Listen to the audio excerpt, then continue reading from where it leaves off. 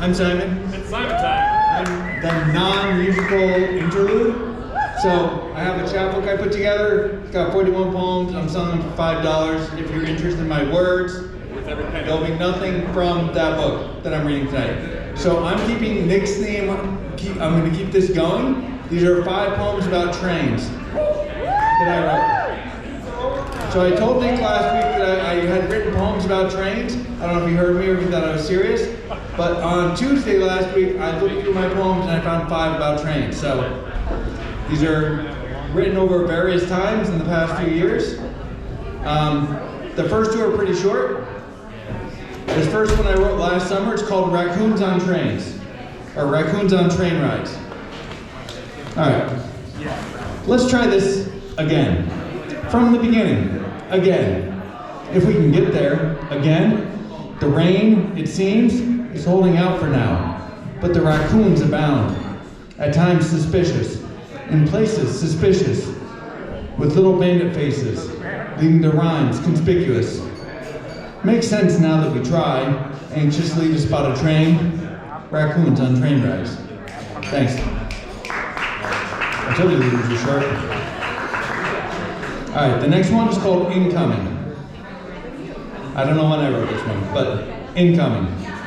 I think slowly. I am losing track, like a train sliding off the rails. My speed is nothing, comparatively. We shouldn't compare. That is the route. We rely on our connections. They help us stay planted, connected to the dirt. Evolution makes me cry. So do you. Incoming. Thanks.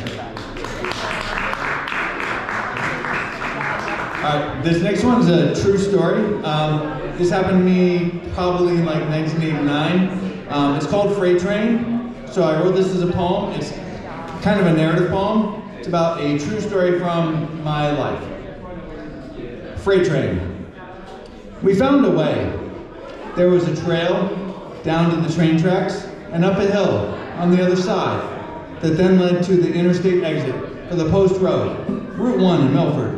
The trail, most likely, was probably still there. 30-something years later, I wouldn't know anymore. My friend and I used to cut through to quickly get to the part of Milford where we skated before driver's license put an end to the navigational aspects of our lives. Crossing the tracks never posed an issue, but at night, freights passed by and took a hard right at Naugatuck Junction to take their wares into the valley. One such night, on our way with boards in hand, Dee and I headed across the tracks, noticing our freighter stopped across the trail. The engineer saw us immediately and beckoned to us to approach the door on his locomotive. We chatted quickly and then approached. He asked us, 2 boys, 15 and 16, to climb the stairs and enter the train. Young and dumb, we followed his offer. I had never been in a locomotive. He explained to us the signals that directed freights. He was stopped. He pointed out at the red light ahead on the post. He showed us his controls to accelerate and to stop and asked us why we were out there, crossing the tracks in the middle of the night. I said, even though it was against the law, night crossing wasn't that dangerous. We were commuting to parking lots where it was just as frowned upon to use skateboards as it was to walk here across the tracks.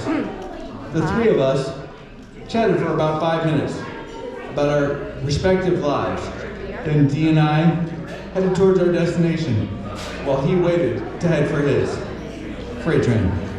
Thanks.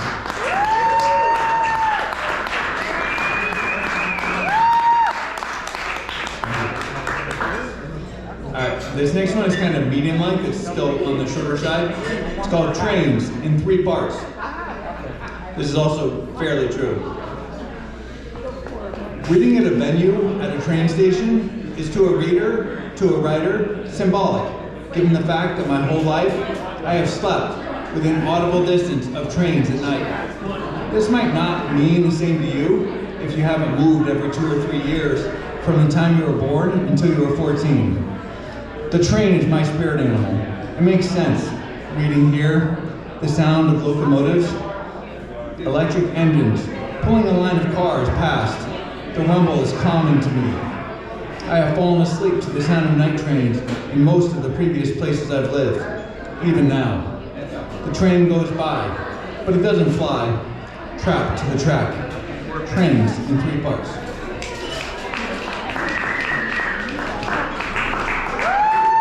Thanks. And then this last one I wrote this past summer. It's called Trains by the Ocean. Do you guys know the Niantic boardwalk?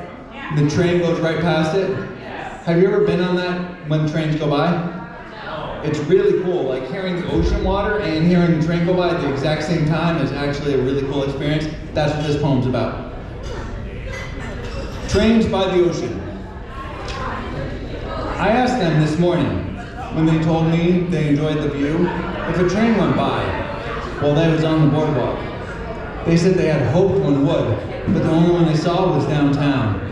It's not the same when it's out of sight. Even when you are close, it's not the same. It works both ways, trains or water. Proximity to one is not enough. Seeing both, beauty in combination. Trains by the ocean. Thanks, guys. Yeah! And if you like my words, I have both. Go see the poet laureate.